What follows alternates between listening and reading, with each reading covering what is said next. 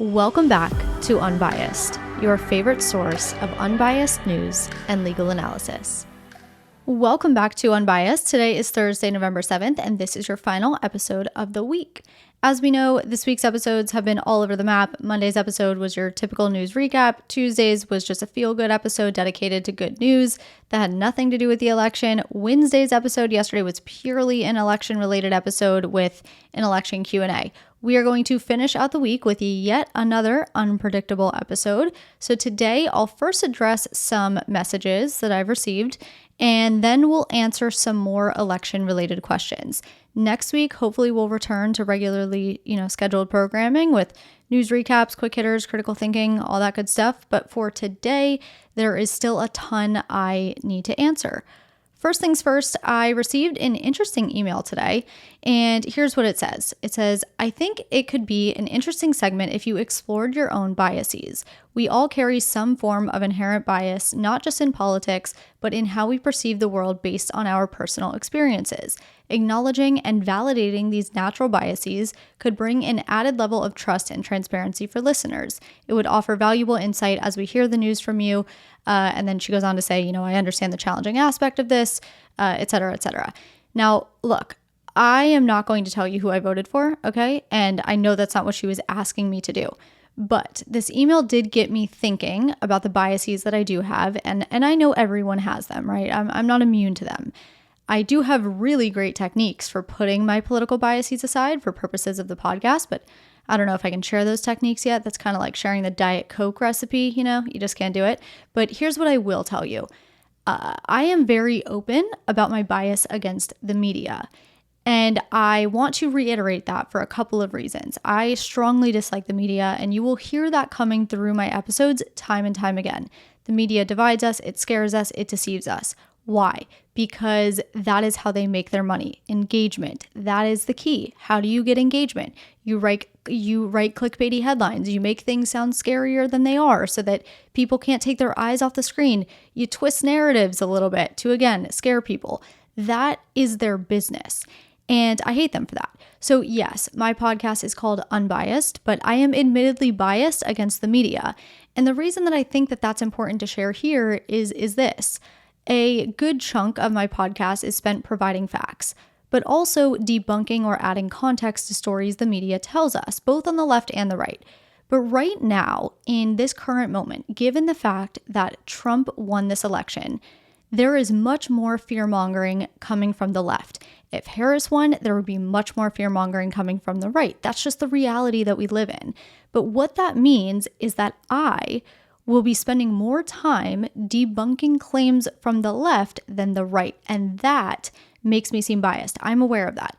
But in telling you this, I hope you can understand that right now is a difficult time for me, because it's not that my reporting is all of a sudden biased. It's because I have to spend more time pouring water on the flames that are being fanned from the left as a result of the election, just like I would have appeared to be biased towards the other side had Harris won. So that's my note on that. I hope that resonates with you. And as always, I'll continue doing my absolute best to provide the facts, keep it real with you, calm you down when you need to be calmed down, and tell you the hard truths when they need to be told. I know that didn't exactly speak to the, core of that listener's email, but it was a very thought-provoking email, and it got me thinking about, my bias towards the media, and I just felt that that was something important for me to say. Moving on, this next email made me sad, and I know this podcast is not an advice podcast, but I do know that this person is not the only person dealing with this, so I wanted to address it. The email says, how do you navigate strains on friendships and the overwhelming hate over election results? I have friends that think I voted against women's rights and need space from me because they're so upset that I voted for Trump. I feel like I'm losing friendships over who I voted for, and it's just so sad. It is so sad. I hate that politics get in the way of relationships, and I have tried so hard to remind people that politics should not shape how you feel about someone. However, I do want to give a little bit of advice here because, as I said, I think there's a lot of people dealing with this right now, and I would like as many people as possible to hear this. So number one, you have to ask for a conversation. I cannot promise you they'll want to have that conversation, but you have to ask. Explain to them that you want to understand one another, that you really care about your friendship, that you understand that they're upset, but that this means a lot to you and you want to hear each other out. If they decline your offer, give them the space that they need and give them time. Some people just need time to cool off, and that's okay. But if this person doesn't come back at some point, you have to then decide if this is the kind of person that you want in your life. If this person does not see you for who you are and know that you are a good person and you are a good friend and can respect you regardless of who you vote for, that is on them. You can only try so much. Now, if they are open to a conversation, and I hope that they are, remind them of a couple of things. Number one, politics do not define us as a good or bad person. There are good and bad people on both sides of the aisle. We are not good or bad because of our affiliation. We are good or bad because of the kind of people we are at our core. It's how we treat each other. It's how we show up in this world. It is not who we vote for. Number two, everyone has their reasons for voting, and no one's top priority issues are more important than someone else's. It is completely subjective. As an example, maybe your friend voted for Harris because she really wanted someone in office who was going to fight for women's rights. Maybe she had a complicated pregnancy and never wants to be in a situation where her life is at risk, and she knows Harris will fight for those rights more than Trump, and that was most important to her. But maybe you voted for Trump because you're falling behind on bills, you trust him more to bring prices down, and it's only a matter of time, let's say, before you default on your mortgage. That is most important to you. You both have your own life circumstances that dictated who you voted for, and that's okay. You both having your own reasons and circumstances does not invalidate the others or make the others any less important. In fact, many people, not everyone, but many in this election had to concede other issues that were important to them. That is what having a two-party system is. Just because we vote for one person doesn't mean that we like every policy of that candidate. It also doesn't mean that there aren't things that we like about the other candidate, but we have to choose between, two people. That's our system. So try to have a conversation, show some compassion.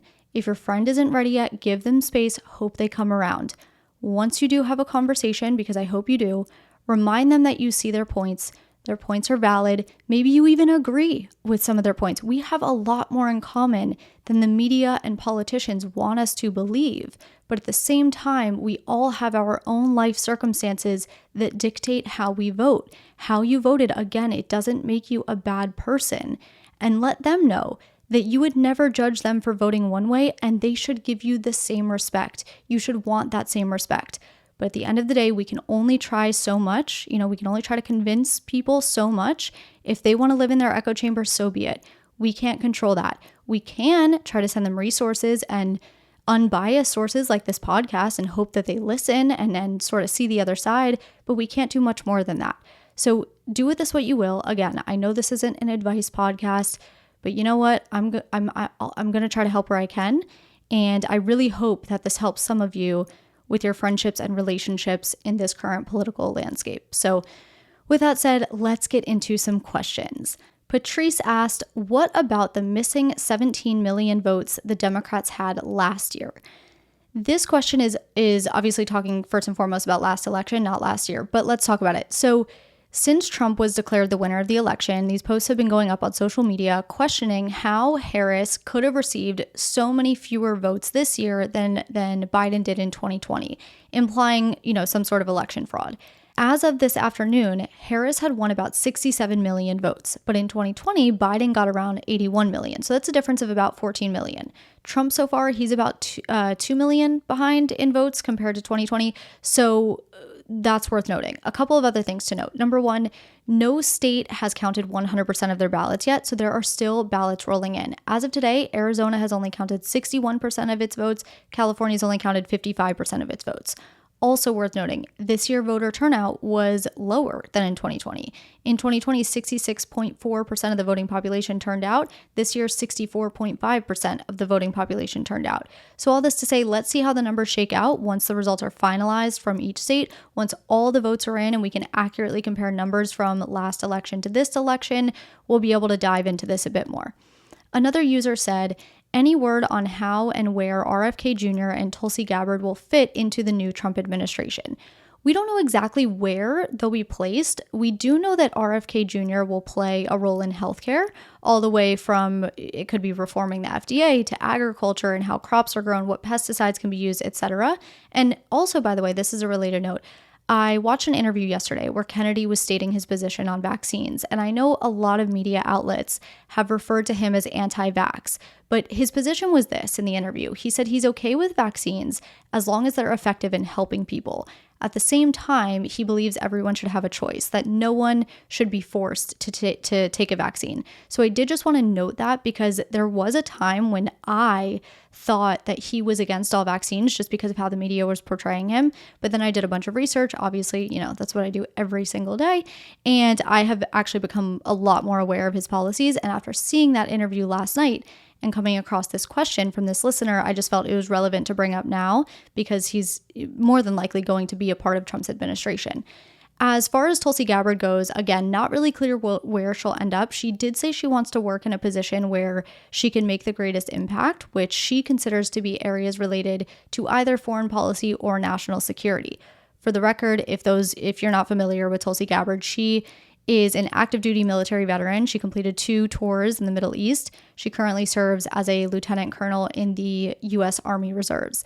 She has made a bigger name for herself more recently because she just recently joined the Republican Party. She served as a Democratic congresswoman from 2013 to 2021. She served as the vice chair of the DNC between 2013 and 2016. She became an independent in 2020, and then most recently her affiliation changed to the Republican Party. But again, to close this out, we don't know exactly where these two will end up. We do have a little bit of an idea though. B. Hanks asked, if Kamala did win, what would have had to happen to get abortion federally legal? So if Harris won, she would have needed to codify the right to abortion into law, right? And to do that, you need to pass a law which requires a simple majority of both the House and Senate. So you need 51 votes from the Senate and 218 votes in the House. Once the bill passed by simple majority, assuming it did, she would have been able to sign it into law, and that would have given federal protections to the right to abortion. So let's take a break here, and when we come back, we'll finish with some more important questions. All right, welcome back. Let's get to Elena. Elena asked, could you please explain Trump's involvement in the overturning of Roe v. Wade? Sure.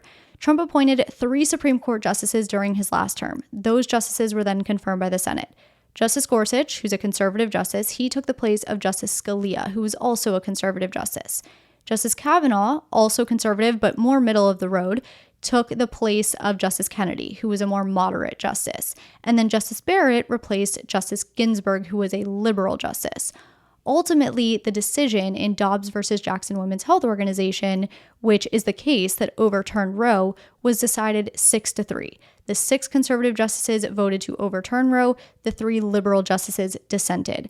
So let's talk about how Trump's appointments affected that decision. Had Justice Scalia not been replaced by Justice Gorsuch, Justice Scalia would have likely also overturned Roe because he was actually a dissenting justice in a case called Planned Parenthood versus Casey, which reaffirmed Roe. But because he dissented, that means he was not in favor of reaffirming Roe. And he had actually repeatedly asked his colleagues to overturn Roe versus Wade. So Gorsuch's appointment didn't change much as far as the landscape of the bench and the outcome of Roe.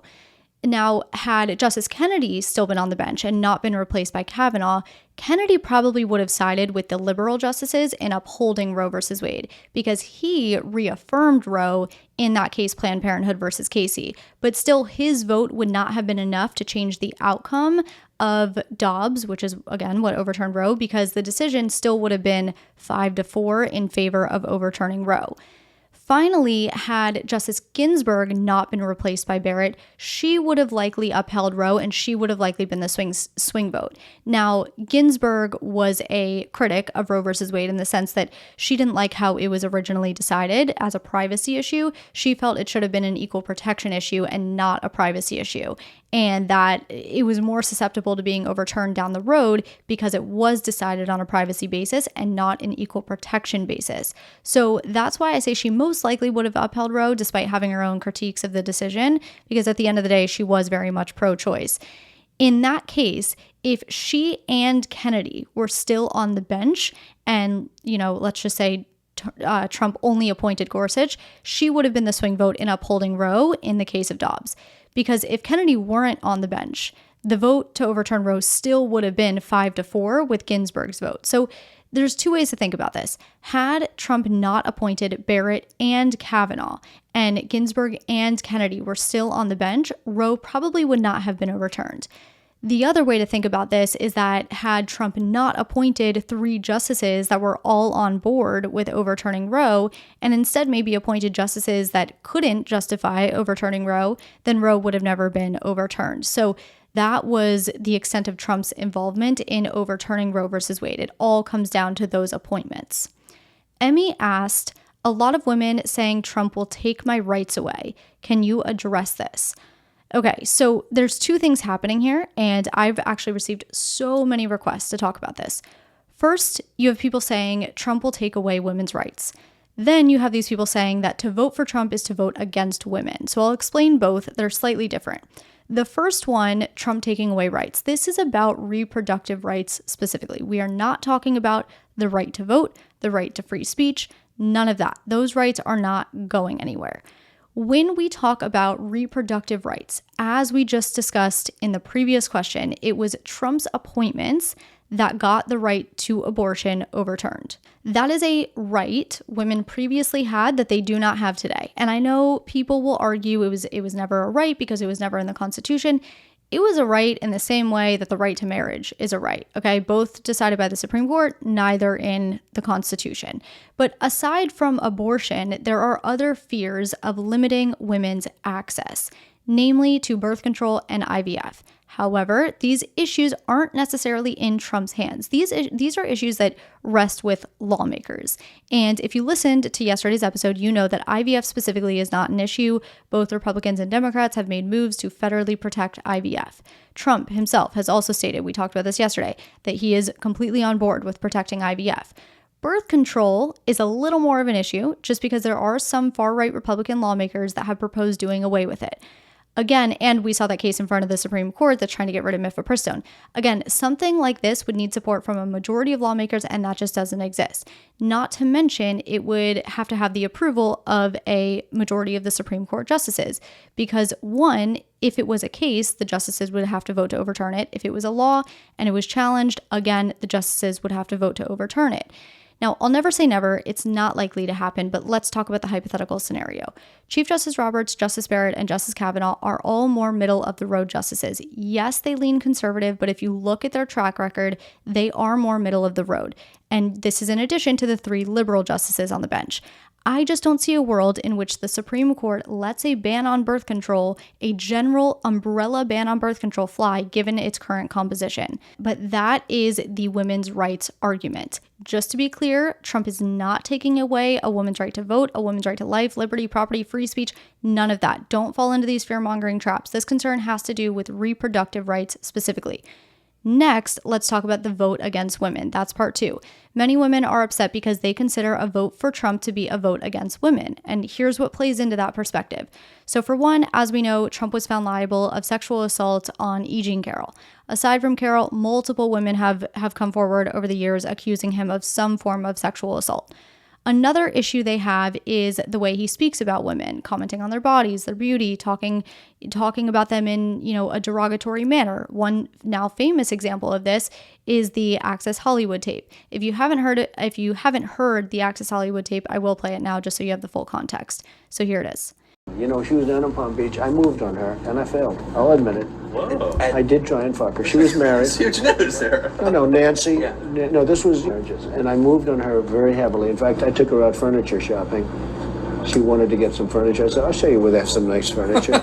I took her out furniture. I moved on her like a bitch. But I couldn't get there. And she was married. And all of a sudden, I see her. She's now got the big phony tits and everything. She's totally changed her look. Jeez, your girl's hot as shit. In the purple. Whoa! Yes! Whoa! Yes, the Donald has scored! Whoa! Oh, my man! Wait, you gotta look at me when you get out of your Set this up. That is very. You give me the thumbs Look up. at you. You are a piece. You gotta put the thumbs up. You gotta get the thumbs up. Can't be too happy. else off first? Yeah, let me. It's very You funny. gotta give me the thumbs up. All right, you and I will walk out. Oh my god. Maybe it's a different one. Better not be the publicist. No, it's her. Yeah, that's her, with the gold. I better use some Tic Tacs just in case I start kissing her.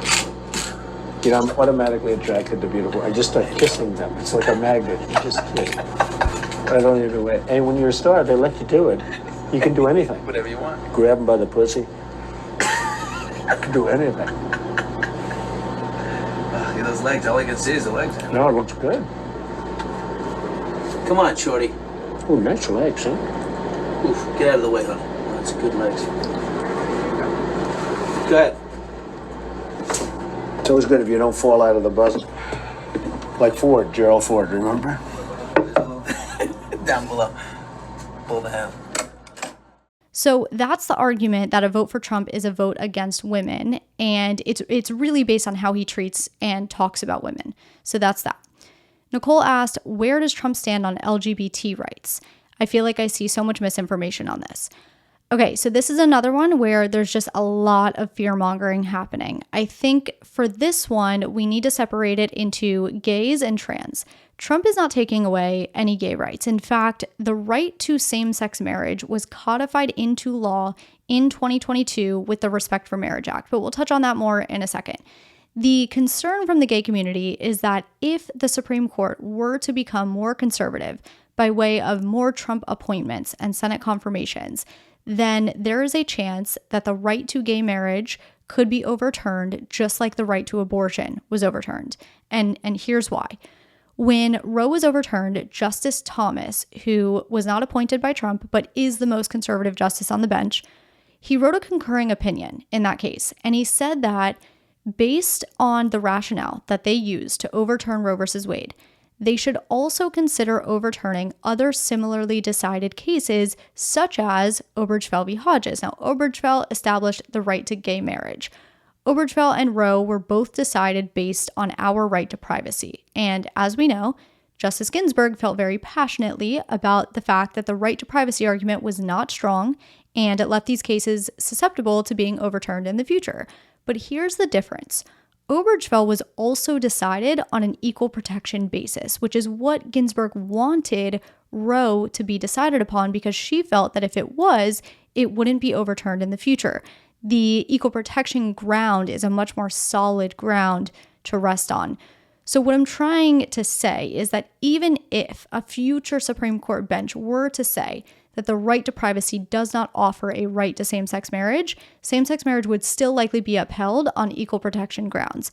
But also keep in mind, and this is the part I said we would come back to, the legislature has already codified the right to same-sex marriage and interracial marriage, by the way. The Right to Marriage Act of 2022 did both, same-sex marriage, interracial marriage, all types of marriage. So nothing is happening to the right to same-sex marriage and interracial marriage unless that law is repealed. But regardless, that is the concern from some of the gay community. And I'm not going to say all because I do have gay friends that love Trump and aren't concerned whatsoever.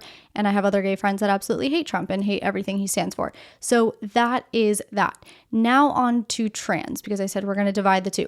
Republicans have definitely been harder on the trans community than the gay community. As an example, Biden recently implemented Title IX, which extended the definition of discrimination in schools to include sexual orientation and gender identity. Before that, sexual orientation and gender identity did not fall under the Title IX discrimination umbrella. Title IX simply just prohibited discrimination on the basis of sex. So with Biden's addition, schools had to make bathroom and locker room accessibility easier, and it also raised questions of whether the extended definition now allowed trans girls to play girls' sports in school. So Republicans do not like this. So it's possible and maybe even probable that once Trump takes office, he rolls back that Title IX definition. So it goes back to just prohibiting discrimination on the basis of sex rather than sex, gender identity, and sexual orientation. Also, as we know, Republicans do not like the idea of gender transition treatments for minors. So I'm sure they are going to fight to make sure that that doesn't happen. And another thing Republican lawmakers have wanted to do is ban trans people from the military. So those things make up the concern on the trans front. Now, I do just want to remind you that a lot of this stuff requires Congress and a majority of the Supreme Court. Majority of Congress, majority of the Supreme Court. And I don't say that to say it'll be hard for Republicans to do these things. It's just to remind you that this stuff is not solely in Trump's hands, but rather the other branches of government as well. People tend to forget about checks and balances. That is what I have for you today. I am in desperate need of a break, so that's what I'm going to do this weekend. I hope you also have a fantastic weekend, and I will talk to you on Monday.